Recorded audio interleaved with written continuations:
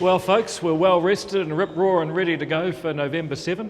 We can't wait for this election. We think it's a very exciting choice for New Zealanders.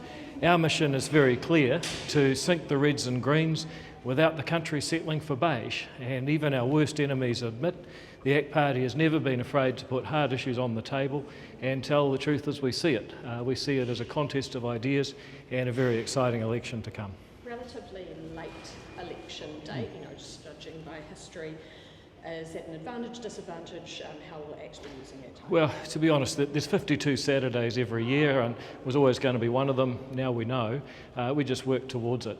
As far as does it give more time, I suspect it probably means that the economic recovery that has started will be clearer to New Zealanders, and it's only fair that, having done the work to cut waste, cut red tape and really fix the economic damage we inherited, that people should be able to see the benefits of that before they vote. What's ACT's timeline this year? I mean, when you're kicking off your candidates campaign?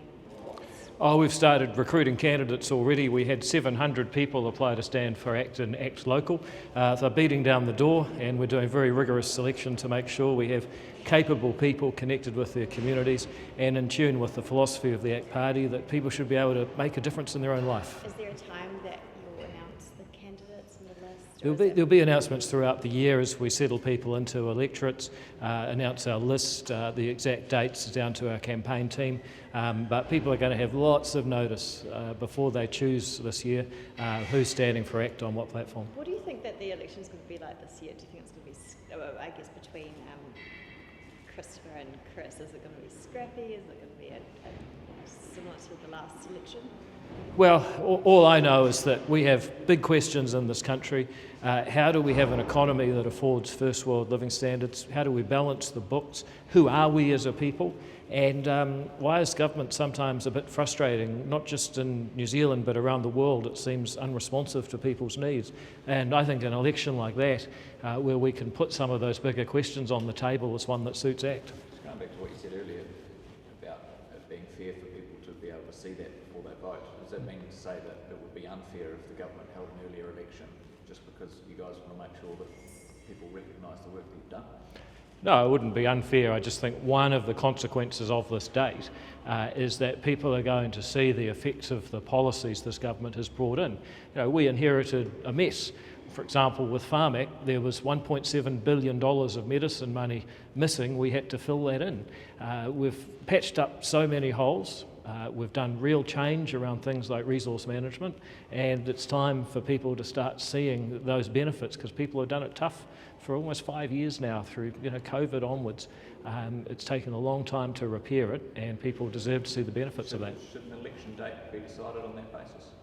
I didn't say it was decided on that basis. You asked. No, I don't think so. The Prime Minister makes that decision and he can speak for it, but I was asked what is one of the consequences of the election being when it is, and that is, I think people will see more of the benefits of the sacrifices and the policies we've put through in the last 2 years will become clearer this year. Were you consulted on that election date? We talked about it, but it is one of the few things that the Prime Minister alone decides. So we're aware of the decision, we're aware of the considerations over the last week, but we didn't make the decision jointly. Sure. Did you have any advice? Would you have chosen? To be really honest, I just want a date to focus on, because suddenly the campaign and the choice becomes concrete, and now it is. And our activists, our would-be candidates, people who support our party up and down the country, now have a real clarity and focus of what we need to do this year. It's obviously a long way off, but given that it's likely there would be some kind of coalition negotiations, whoever wins after November 7th, can you give Kiwis any kind of reassurance that that will be done quickly, that will be done transparently? What would you like to see from coalition negotiations, regardless of who? Well, the ACT Party has always been fast and efficient in the way we work with other parties. I think one thing we've proven in the last 2 years is that we can work carefully and constructively with other parties to achieve a result for New Zealanders. Obviously, there's a few variables. How long will the count take? Will the final count be decisive, and what coalition possibilities there are? We don't know that, and we won't. And what will other parties want to do? Those are all variables, some of which I can control. I can control how ACT behaves, but there's a few other variables I can't control. Looking at the timeline from last year, it was what, 25th of November when the coalition docs were finally signed, so if you chuck 3 and a bit weeks on that, you're pretty close to Christmas. Do you think it's wise to put it so close, or that that you could risk being so close to Christmas before settling in government? Well, I tell you, I've never made policy on the basis of preserving my own holidays. Well, let me put it another way. Would it force journalists to work longer? Would ACT, we're quite going to do that. Okay, so what's the problem? Would ACT entertain going into a Christmas break without having coalition documents signed and sealed? Well, like I say, we've always worked efficiently and collegially with our colleagues, and we intend to do that again if the voters give us the opportunity. However, there are some things under our control. There are other things like the time taken for the count, the nature of the result, and the approach others take that we can't control. So I'm just being really transparent about where we stand and what things that we may or may not be able to control. But from ACT's perspective, do you think it would be tenable to go into a Christmas New Year break without having coalition documents signed and settled? Well, sure. I mean, if that's what it takes, that's what it takes.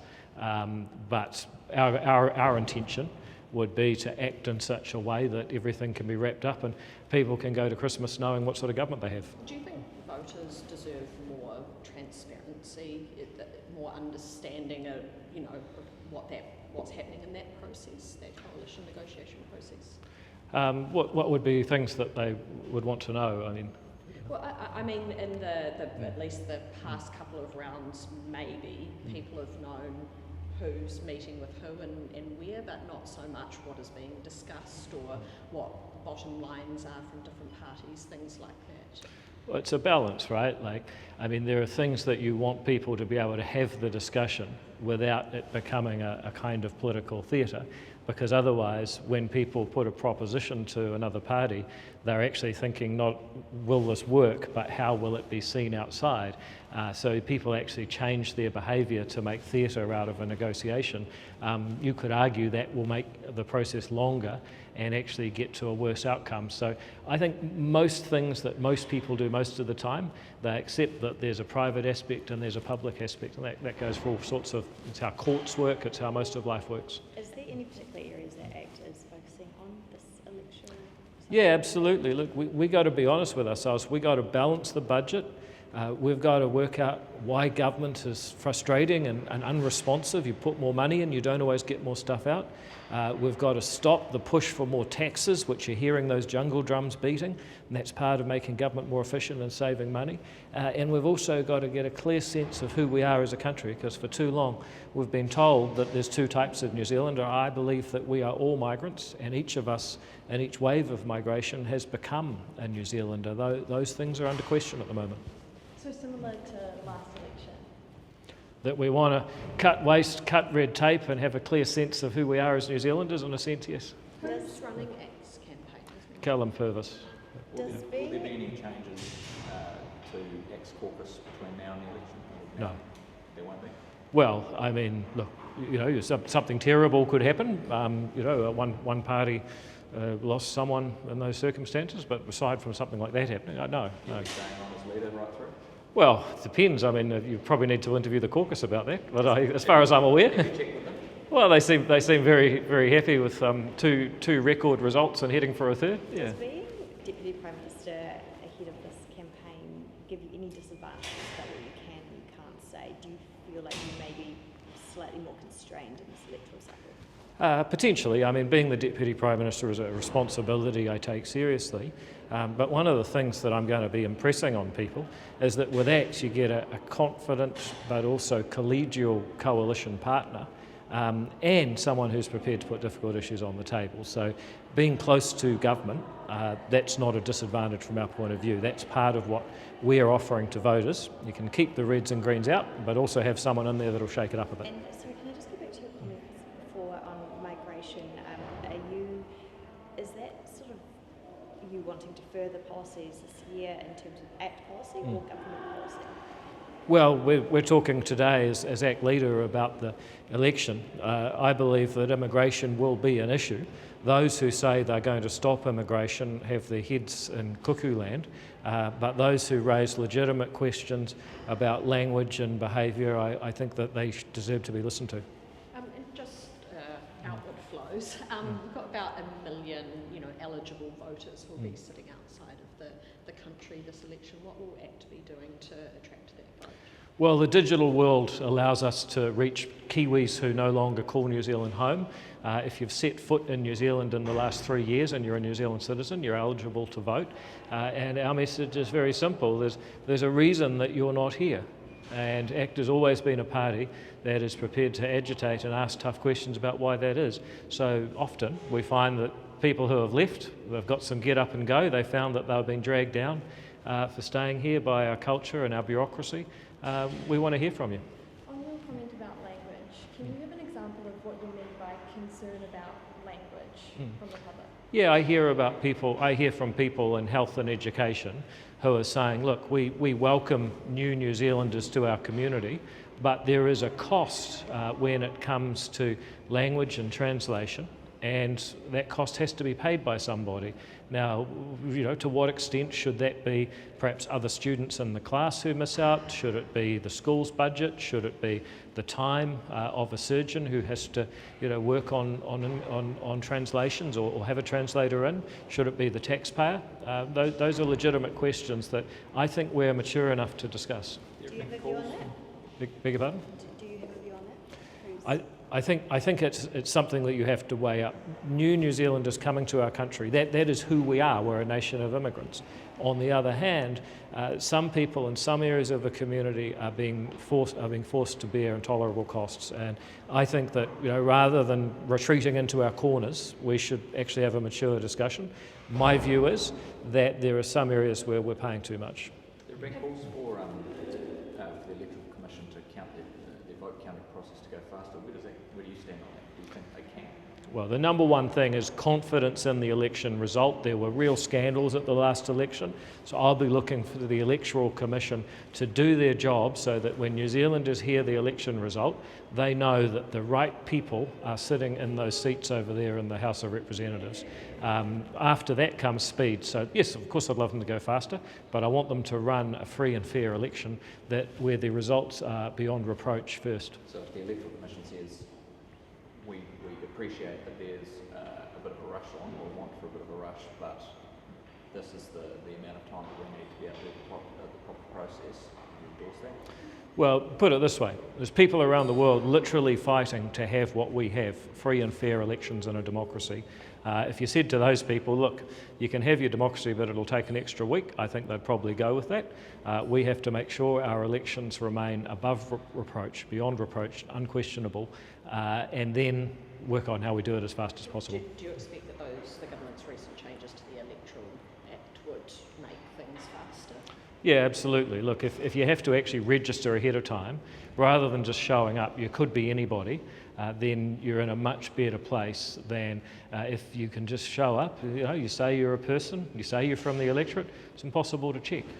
What we've done is there to guarantee the integrity of the election. And you said earlier, correct me if I'm wrong, 700 applicants for local, ACT Local, yeah. ACT Local. Yeah. And so, That's just an indication of the tsunami we may be facing. Right, so have you got applications open yet? Have they closed? Yeah, we do. They're currently open. They're currently open. And how are the number of applications and the quality comparing to previous rounds? Probably slightly ahead of where we've been in the past, but it is early days. I mean, for a lot of people, bearing in mind this is, you guys are all political journalists, but for a lot of people, the idea that an election will happen soon is just something they're starting to turn their mind to.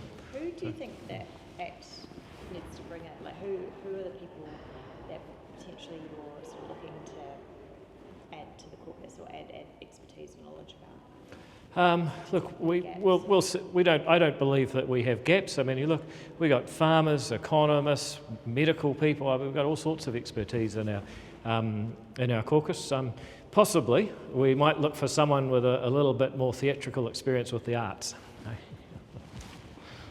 you have any plans to revive any policies from last election? Well, none of our policies are dead, so they're not in need of revival. Things that you might not have got over the line in coalition negotiations, or the Treaty Principles Bill or something like that? Well, the Treaty Principles Bill will have a sequel because those underlying values are too important to ignore. But I think the key issue where I would have liked to have made more progress is making government smaller and more efficient.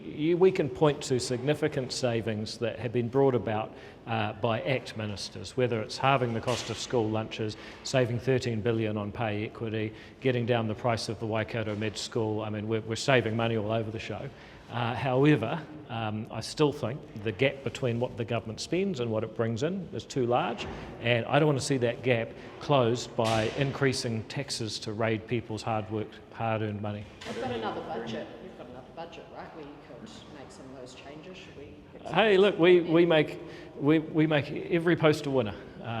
Just because we're campaigning for the election doesn't mean we won't also be working hard internally to drive more savings in this budget as we have in past ones. So are there any big-time actors or artists or musicians that you think could be a good ACT MP? There certainly are. Any names?